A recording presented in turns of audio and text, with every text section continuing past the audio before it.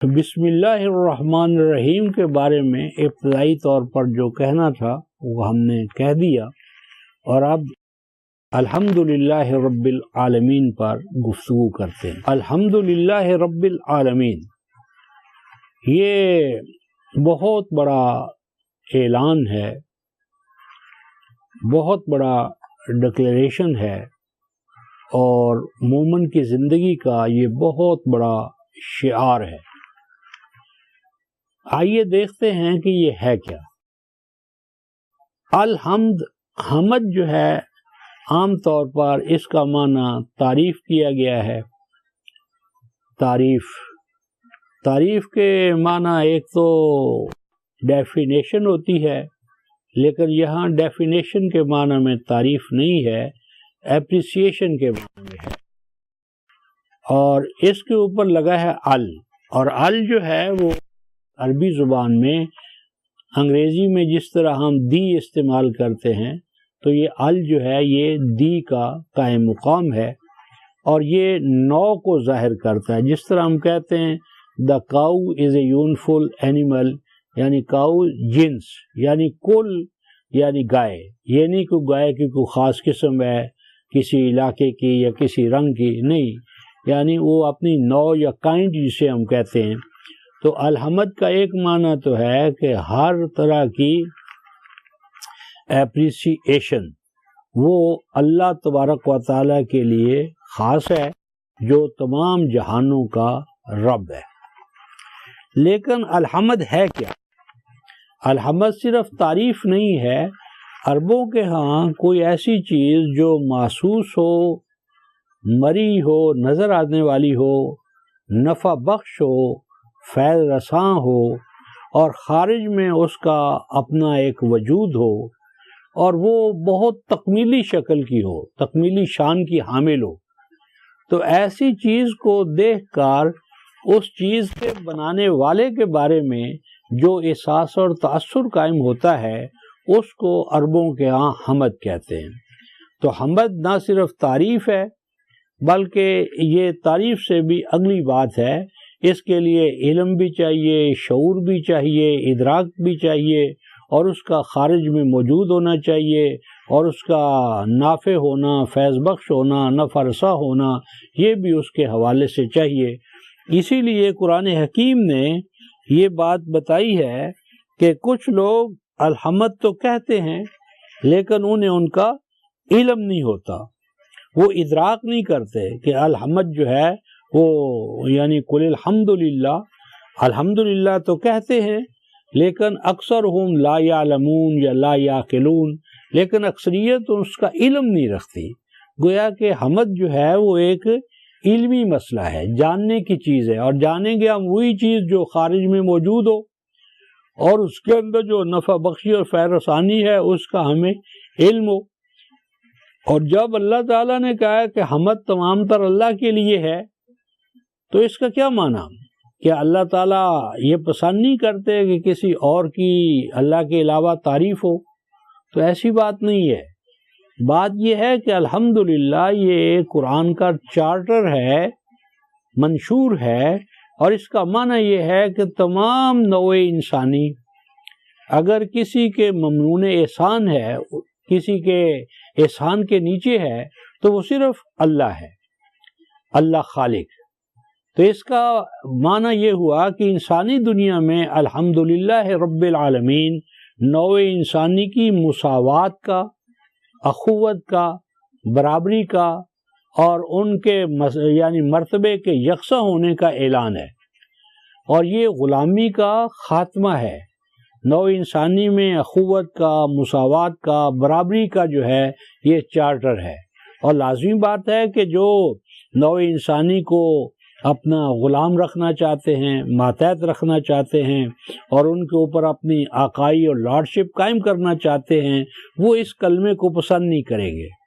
یہی وجہ ہے کہ ہم دیکھتے ہیں کفار الحمدللہ رب العالمین کو پسند نہیں کرتے تھے۔ تو الحمدللہ رب العالمین وہی کہے گا جو نوع انسانی کو برابر مانے، ہر فرد کو یکساں مقام دے، اور ان کی اخوت کا، برابری کا، عزت کا اور ان کی آزادی کا اور خود مختاری کا گویا قائل ہو اور اس کو قائم کرنا چاہے، کیونکہ الحمدللہ رب العالمین اس کو ہم نے اسٹیبلش کرنا ہے۔ تو اسٹیبلش کرنے کا معنی یہ ہے کہ تمام نوع انسانی کو ہم نے یکساں حقوق دینے ہیں اور ان کے لیے حقوق و فرائض کا ایک یکساں چارٹر دینا ہے، ان کی عزت کا، آبرو کا، ربوبیت کا، نشو و نما کا ہم نے عہد کیا ہے اور ہم اس عہد کو پورا کریں گے۔ تو الحمدللہ یہ مومن پر ایک اوبلیگیشن ہے، ایک ذمہ داری ہے، ایک کمٹمنٹ ہے، اور اس کمٹمنٹ کو پورا کرنے کے لیے اس نے اپنی زندگی کو وقف کیا ہے۔ تو یہ حمد تمام تر اللہ کے لیے ہے، اور اللہ کے لیے یہ حمد کیوں ہے؟ اس لیے رب العالمین، وہ عالمین کا رب ہے۔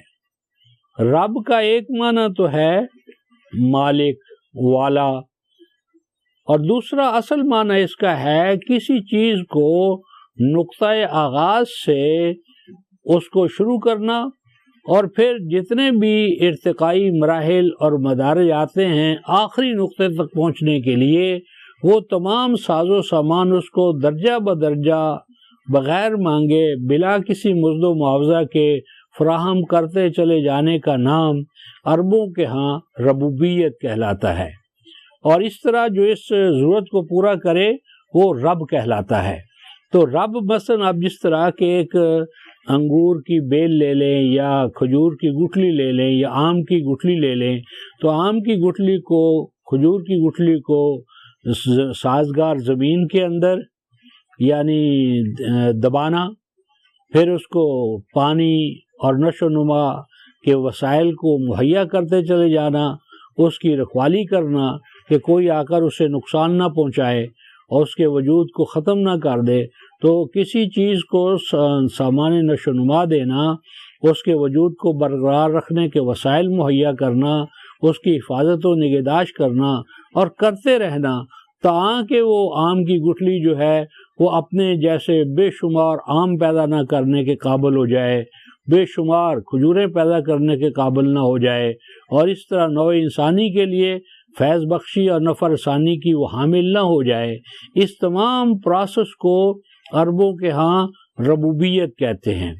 اور جو یہ ربوبیت کر رہا ہے لازمی بات ہے کہ وہ مالک ہے، والا ہے، اس کے اوپر اس کا اختیار ہے، تصرف ہے۔ تو العالمین، العالمین جو ہے یہ عالم کی جمع ہے۔ عالم کا معنی ہوتا ہے ما یعلم بہ الشیء، جس سے اس کے بنانے والے کا پتہ چلے۔ تو یہ پوری کائنات جو ہے وہ ایک عالم ہے، اور اس عالم کا ایک خالق ہے۔ پھر اللہ تعالیٰ نے یہاں پر رب العالمین کا ہے، رب العالم نہیں کہا۔ تو یہ عالمین جو ہے یہ عالم کی جمع ہے، جس کے اندر مختلف ورلڈز آ جاتی ہیں، عوالم آ جاتے ہیں، جہان آ جاتے ہیں، مثلا جنوں کی دنیا، انسانوں کی دنیا، حیوانات کی دنیا، نباتات کی دنیا، پھر انسانوں کے اندر گورے ہیں، کالے ہیں، چھوٹے ہیں، بڑے ہیں، شرق کے ہیں، غرب کے ہیں، شمال کے ہیں، جنوب کے ہیں، ہاں جی، یہ تمام۔ اور آج انسان موجود ہے، کچھ کل موجود تھے، کچھ آنے والے کل میں ہوں گے، ہاں جی، یہ تمام جو ہیں یہ کیا ہیں؟ یہ عالم یعنی عوالم اسے ہم کہہ سکتے ہیں۔ تو رب جو ہے ہمارا وہ رب العالمین ہے۔ یہ پہلا قرآن کا تصور ہے کہ پوری نوع انسانی کا ایک رب ہے۔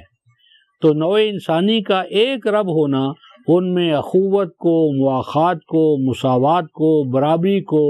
اور ان کے ہم پلہ ہونے کو ظاہر کرتا ہے، اور تمام نوع انسانی کو یکساں سامان ربوبیت، سامان نشو و نما، سامان حفاظت، عزت و کرامت کا جو وسائل ہیں وہ مہیا کرنے والا۔ تو پوری نوع انسانی کا ایک رب ہے۔ تو اس کے اندر پوری نوع انسانی کے لیے اخوت کا، برابری کا، جس طرح بھی ہم نے ذکر کیا ہے، وہ لازم ہے، اور اللہ رب العالمین ہے۔ تو رب العالمین جب ہم اللہ کو کہیں گے تو اس کا معنی یہ ہوا کہ ہم نوع انسانی میں کسی طرح کی غلامی کا،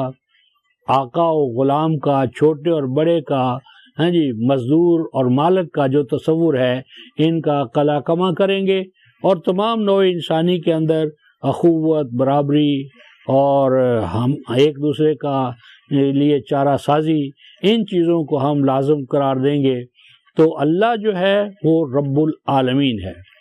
پھر ربوبیت کے اندر اس کے دو درجے ہیں، ایک ہماری فزیکل یعنی طبعی ہماری نشو نما ہے، جسے آپ جسمانی نشو نما کہہ لیں اور مادی اور بدنی کہہ لیں، اور دوسری ہماری نشو نما ہے ہماری ذات کی، پرسنالٹی کی۔ تو پرسنالٹی کی نشو نما اور ہمارے بدن کی نشو نما، یہ دو نشو نمائیں دو ربوبیتیں ہیں، اور ان دونوں ربوبیتوں کا انتظام بھی اللہ تبارک و تعالیٰ نے اپنے ذمے لیا ہے۔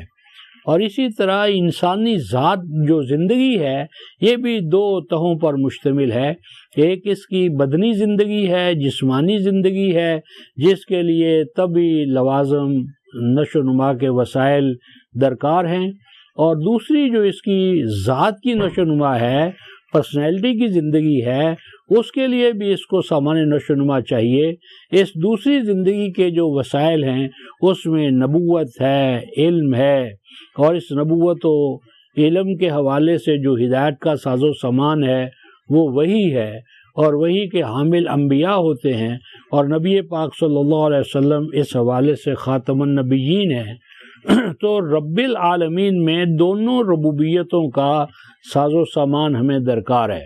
ہماری طبعی نشو نما، فزیکل ڈیولپمنٹ، اس کا بھی سامان ہمیں اللہ تعالیٰ کے ہاں سے ملتا ہے، ربوبیت عالمینی اس کی بھی ضامن ہے، اور ساتھ کے ساتھ ہماری جو ذات کی نشو نما ہے جسے ہم کہتے ہیں ہیومن یعنی ڈیولپمنٹ آف ہیومن پرسنالٹی، اس کا ساز و سامان بھی ہمیں اللہ کی ربوبیت سے عطا ہوتا ہے۔ تو گویا کہ اسلام کے اندر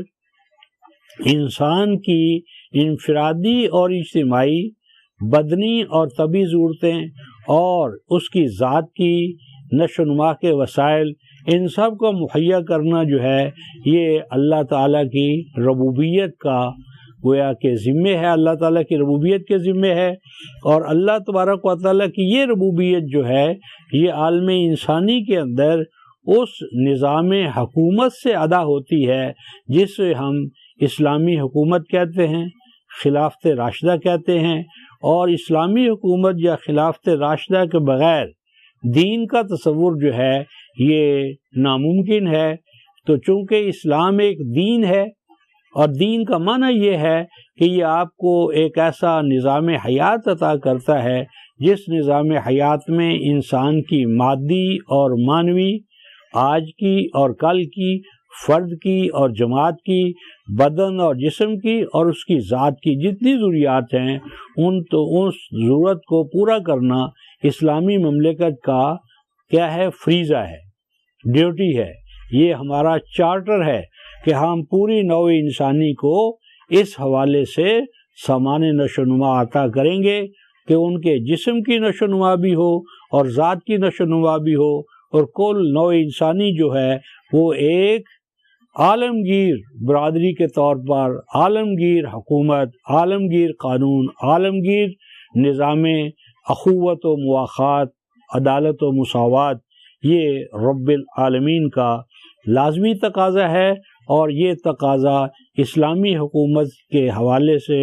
پورا ہوتا ہے، اور اسلامی حکومت کا قیام جو ہے یہ مسلمانوں کی ڈیوٹی یا فریضہ ہے۔ اور جب ہم الحمدللہ رب العالمین کہتے ہیں تو دراصل مسلمان اپنی ڈیوٹی کا، فریضے کا اعلان بھی کرتا ہے اور اپنے مشن کا اظہار بھی کرتا ہے۔ تو اس طرح ہم الحمدللہ رب العالمین پہ